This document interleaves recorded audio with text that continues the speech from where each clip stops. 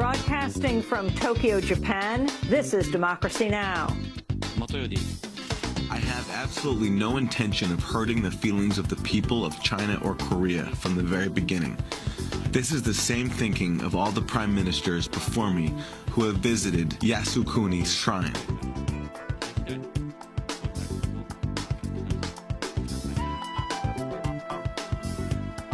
Nuclear nation. Nearly 3 years after the meltdown at Fukushima, contaminated water is still leaking from the plant. Is the crisis still out of control? We'll speak with David McNeil, author of Strong in the Rain, Surviving Japan's Earthquake, Tsunami, and Fukushima Nuclear Disaster, as well as Atsushi Funahashi, director of Nuclear Nation, the Fukushima refugee story. But first, as tensions rise between Japan and China, we look at the Japanese government's increasingly pro-nuclear nationalistic stance, even as its citizens become increasingly anti-nuclear. We'll speak with Professor Koichi Nakano of Sophia University. All that and more coming up.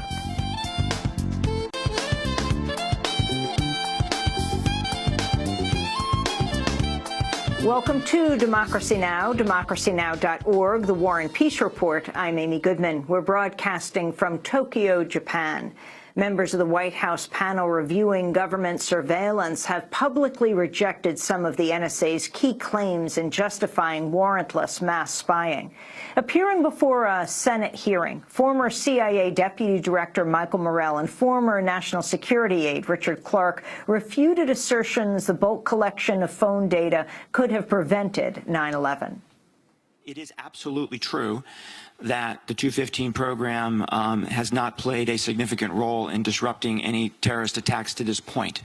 That is a different statement than saying the program is not important. If the information that the federal agencies had at the time had been shared among the agencies, then one of them, the FBI, could have gone to the FISA court and could have, in a very timely manner, gotten a warrant to monitor the appropriate telephones.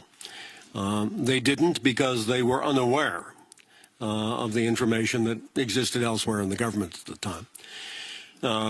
But there was a period of over 2 years where that information was available. In the latest of the revelations surrounding U.S. surveillance, the New York Times reports the NSA has planted spying software in close to 100,000 computers around the world. The software allows for monitoring those machines and the creation of a new digital pathway to launch cyber attacks on others. It works even if computers are not connected to the Internet by using a covert channel of radio frequencies. Reported targets since 2008 include the Chinese and Russian military, Mexican police and drug cartels, European Union trade institutions, and U.S. allies, including Saudi Arabia, India, and Pakistan. The latest news comes amidst reports talks between the U.S. and Germany on a no-spying agreement are near collapse. Tensions peaked between the two countries last year after documents leaked by Edward Snowden showed U.S. surveillance of German citizens and officials, including Chancellor Angela Merkel.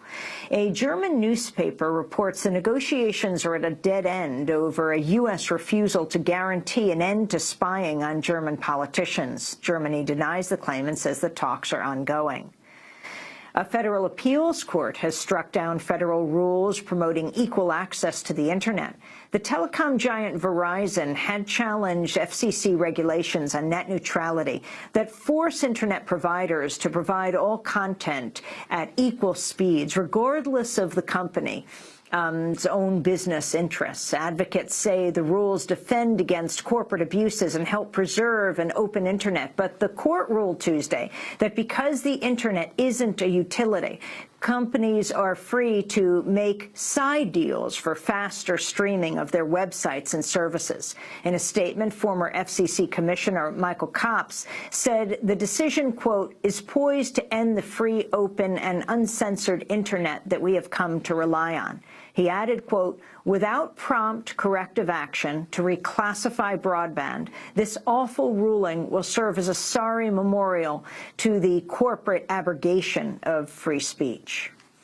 At least 52 people have been killed today in a series of bombings across Iraq. The deadliest attack hit a crowd of mourners at a Sunni funeral near Baquba, leaving 18 people dead. At least 6 car bombs in Baghdad claimed at least 34 lives. Iraq is facing its worst violence since the height of sectarian warfare that left tens of thousands dead 6 years ago. At least 11 people were killed in Egypt on Tuesday as the voting has begun on a constitutional referendum. Egyptian forces clashed with demonstrators calling for a boycott of the vote and denouncing military rule. More violence has been reported today as the referendum continues for a second and final day. The vote could set the stage for a presidential run by Egypt's military ruler, General Abdel Fattah al-Sisi. Israel's defense minister has apologized to the U.S. after harshly dismissing Secretary of State John Kerry's efforts to negotiate a Middle East peace deal. Speaking to an Israeli newspaper, Moshe Ya'alon said, quote, "Kerry has come to us determined and is acting out of an incomprehensible obsession and a messianic feeling.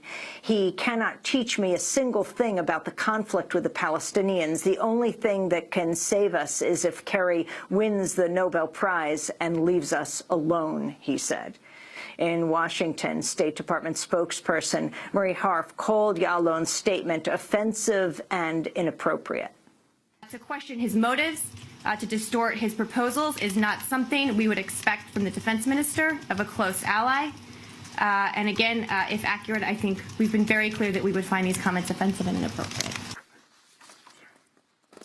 That was the State Department spokesperson. Ya'alon's dismissal of Kerry comes amidst the Israeli government's ongoing expansion of illegal settlements in the occupied West Bank, despite ostensibly negotiating over the creation of a Palestinian state there. 2 children have been seriously wounded after a classmate opened fire at a middle school in Roswell, New Mexico. The shooter, 12 years old, was armed with a shotgun. The victims were an 11-year-old boy in critical condition and a 12-year-old girl in serious condition. New Mexico Governor Susana Martinez briefed reporters on the attack.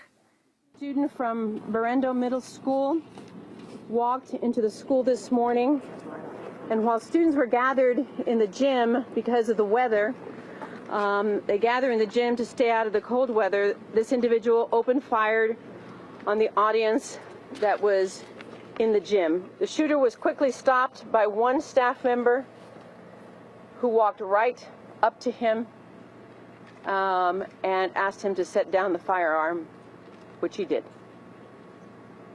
He was also assisted by a state police lieutenant, who was dropping off his own child. The shooting was the third at a U.S. middle school in the past 4 months after deadly incidents in Nevada in October and in Colorado last month. It's also at least the 26th school shooting in just over a year since the Newtown massacre of December 2012. A federal judge has struck down Oklahoma's ban on same-sex marriage. On Tuesday, U.S. District Judge Terrence Kern ruled Oklahoma's ban violates the Constitution's Equal Protection Clause.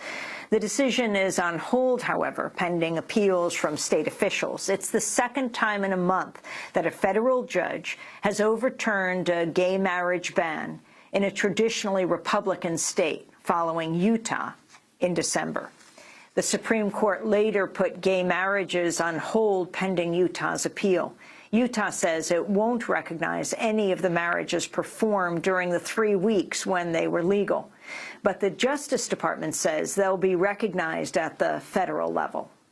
New Jersey Governor Chris Christie delivered a highly anticipated State of the State address Tuesday amidst the unfolding scandal threatening his political future. Last week, Governor Christie fired a top aide after it emerged she had ordered the closure of lanes leading to the George Washington Bridge, apparently to punish the mayor of Fort Lee for declining to endorse Governor Christie's bid for re-election. Christie opened his speech with an apology to voters.